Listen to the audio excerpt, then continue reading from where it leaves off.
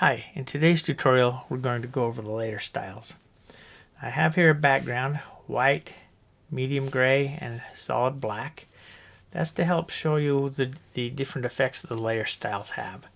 In order to use layer styles, we can't use a layer style on the background, and we can't use a layer style on a locked layer. So I'm going to create a new layer. And let's go up here to the marquee tool. We'll just make a rectangle up here. And we will color it. We'll color it with this blue color. We'll grab the paint bucket, click inside of there. Now we have this blue color. Let's deselect that, Command D or Control D if you're on a PC. Get rid of those marching ants. Now I want to put a layer style on that, so I make sure that that layer is selected. Come up under Layer, Layer Style, Style Settings. Okay, now this little dial here, this determines the lighting angle. I like to have my light coming from the upper left. The eye just naturally expects the light to be coming from the top, so you can have it from the upper left or the upper right, however you want it. Let's click on the drop shadow box. When you click on that, this arrow turns down and you get these sliders. The distance determines the distance from the object, so it's going to be the distance from our blue rectangle up there. As you pull us toward the right, it makes that distance greater between our rectangle and our shadow. And you can go too far. Let's take it. Okay, now it's completely gone. It's actually off of our canvas. So if we come back in, see how it moved clear down there? If you keep going over, it'll be completely gone. So let's bring it back. Okay, about right there. Size determines how hard or soft the shadow is. If you bring this over to 0, that's a nice hard shadow. As you move it to the right, it softens up that shadow. And then of course opacity makes it darker or lighter and determines the opacity of your shadow. So right there. Okay, now you can see that the shadow basically darkens things. So you're not going to be able to see it over here on the black at all. It's completely gone. But you can see it over the gray and over the white. It acts like a multiply blend mode, so it will multiply whatever it's on top of. Let's click OK on that. That's the drop shadow. Let's duplicate this layer. Command J or Control J will make a copy. Let's move that down just a little bit. Now you can see that it's got the drop shadow on there. It's got the effect. There's the FX right there. So it has the layer style applied. Double click on that FX and it will open the style settings and we can turn that drop shadow off. Now let's look at the glow. Click on the glow. Click on the inner glow. The inner glow goes from the edge of your object in. Just what it says. Inner glow, and you can see it coming in right there, and that basically lightens things. The glow lightens it up, where the shadow darkened everything up. So that's your inner glow, and the outer glow is just the opposite. It goes from the edge of your object out. So let's move that outer glow out a little bit, and you can see it. We'll increase the opacity so you can see a little bit better. Let's increase the size so you can see it. There you go. And you can see because it lightens things, it shows up on the black and the gray, but it won't show up on the white. So you can control the size and you can control the opacity. That's the inner. This is the outer. The size can get bigger and it can be more opaque. Okay, let's click OK on that. That's the glow. Let's make another copy of that. Command J, or Control J if you're on a PC. Let's move it down. Let's double click on the FX, which opens up our style settings. Let's click off these glows, both the glows, and let's click on Bevel. The bevel gives it a 3D effect. Kind of like in the early days of the internet, we used to have buttons like these for our links. This was how they were made, with a bevel or an emboss effect. See how it looks like the light is coming from the upper left? You can change that. This just swaps it by clicking on this down box. Swaps it. Or the up box that way. Now you can do this. You can turn this around. And that'll do the same thing. But you can see this is a global effect. So it actually changed our drop shadow up there as well. Let's click OK there. And I want to show you one thing. Let's go ahead and blow this up a little bit.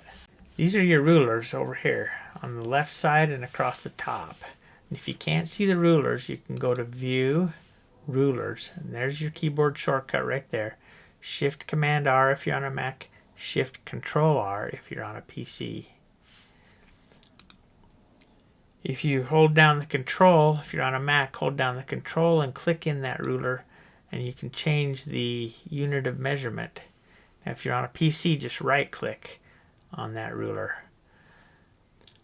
Just click in that ruler and hold the mouse button down as you drag it down. And we'll just drop it right on the edge. Do the same thing on this side. We'll just drop it right on the edge of that rectangle. Now we know right where our rectangle comes to. Okay, now let's double click on this FX. Go back into our layer styles. Command 0 or Control 0 will zoom us back out. Let's go to the stroke. Let's zoom in. Now you can see by the guides, the edges of our box. Let's add this stroke.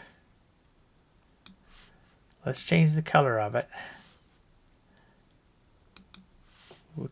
We'll change it to red. Alright, you can see right here it says position outside. Let's make that a little smaller. You can see that it says position on the outside, and that's right on the outside of our blue box. Now you can change that position by clicking on inside.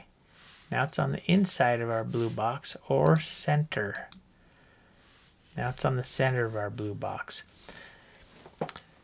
You can see that when you're on the center or the outside, that it actually rounds off these corners a little bit. So if you want to have the corners nice and square and sharp, keep it on the inside.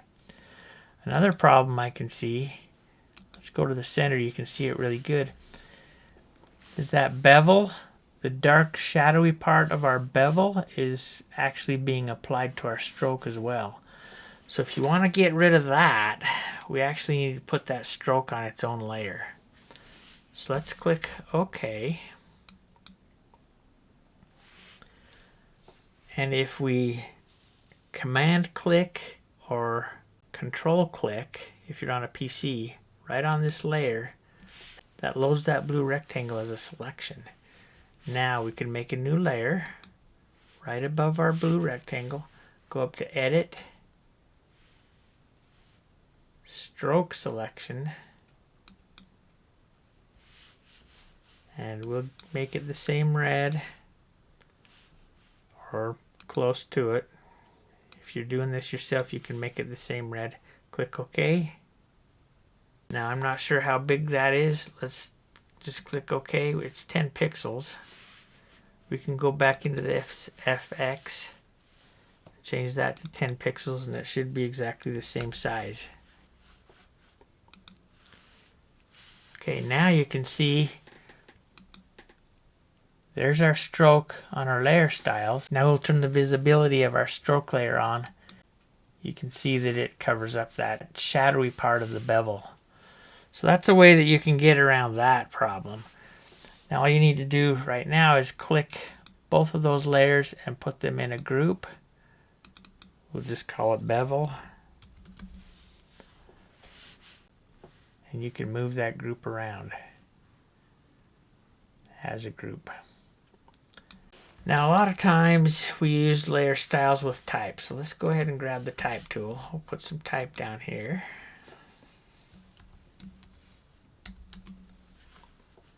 Click the check mark to accept that. let's go ahead and copy a layer style. Let's see, this layer style is our shadow. So let's just hold down the Option or the Alt, click on this FX, and drag it up to this layer, and it will copy that shadow to this layer. Now if you want to add something else to it, just double click the FX. We can add a bevel. You could add a glow. You could add a stroke. Click on the stroke, and we can give it a stroke. We'll just give it the black stroke, just like that. Outside, you can control that again. Outside, inside. Now if you go inside, it'll make that type look a lot thinner. So that's something to consider as well. We'll just keep it on the outside. Opacity at 100%. Click OK. Now, what are some other things you can do with layer style? Let's move this type up out of the way. I have a picture open here. Let's bring up this picture. Let's move it to the top. You do that by clicking on the layer, holding down the mouse button and dragging, and when you see that line get dark, see the line right at the top of the type layer get dark and thick, just let go of the mouse button there. Now we can use the same thing there. Let's go ahead and use the same thing as the type. Hold down the Option or the Alt, click on the FX and drag it up. See, it even gave it the bevel. Look at that bevel. It even gave the picture a bevel. All of the styles were copied onto that picture layer. So those are some different things you can do with the layer styles. Let's just slide this down here. So using layer styles, it helps add interest to your artwork. It helps add a 3D effect. It doesn't make everything so flat. It separates your elements with strokes and with shadows. And just add some interest to your art. So thank you for joining me in this tutorial, and I will see you next time. Thanks. Bye.